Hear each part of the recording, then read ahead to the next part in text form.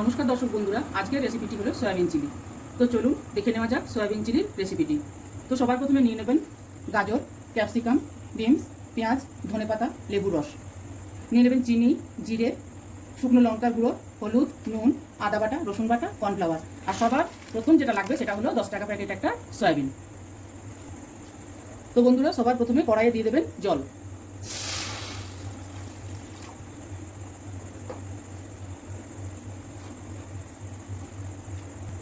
দিয়ে দেবেন সামান্য পরিমাণে নুন।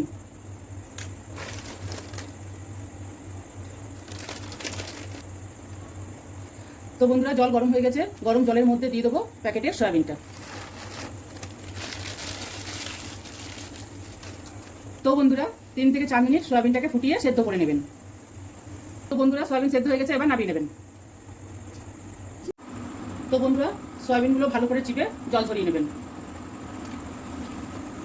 এবার দিয়ে দেবেন সামান্য নুন, হলুদ, দিয়ে দেবেন লঙ্কার গুঁড়ো, হাফ চামচ আদা বাটা, হাফ চামচ রসুন বাটা,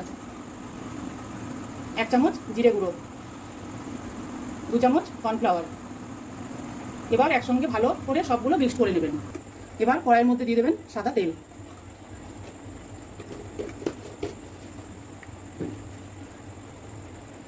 এবার গরম তেলের মধ্যে সয়াবিনগুলো টপাস টপাস করে দিয়ে এক একটা করে ভেজে নেবেন।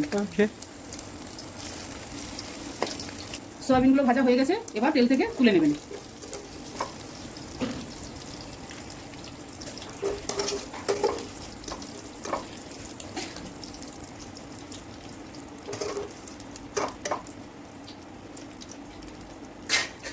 এবার ওই তেলের মধ্যে একে একে দিয়ে দেবেন গাজর কুচুনো। হালকা করে গাজরটা নেড়ে নেবেন যাতে ভাজা হয়ে যায়। এবার দিয়ে দেবেন বিনস, দিয়ে দেবেন পেঁয়াজ।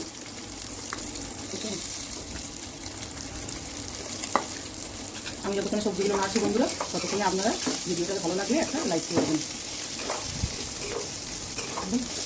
দিয়ে দিচ্ছি ক্যাপসিকাম।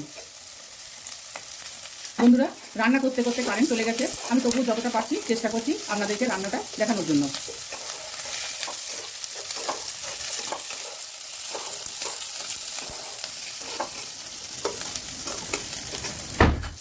দিয়ে দেবো নুন,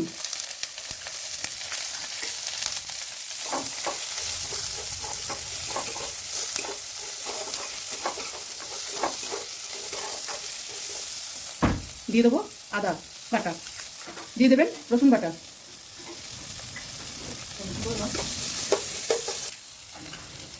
দিয়ে দেবেন হাফ চামচ জিরে গুঁড়ো, হাফ চামচ হলুদ গুঁড়ো, 1 চামচ লঙ্কা গুঁড়ো,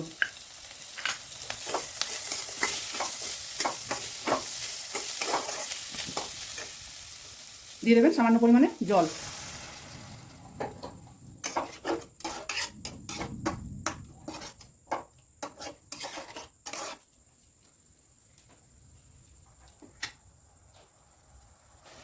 দিয়ে দেবেন 2 চামচের মতো সয়া সস।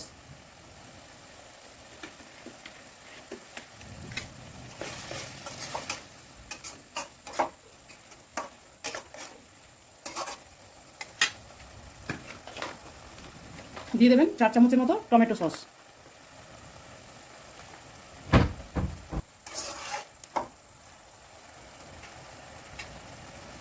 এবার উপর থেকে দিয়ে দেবেন সয়াবিন ভাজা রাখাটা।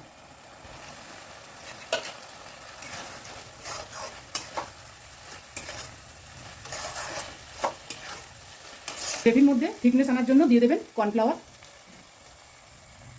উপর থেকে দিয়ে দেবেন কুচনো ধনেপাতা।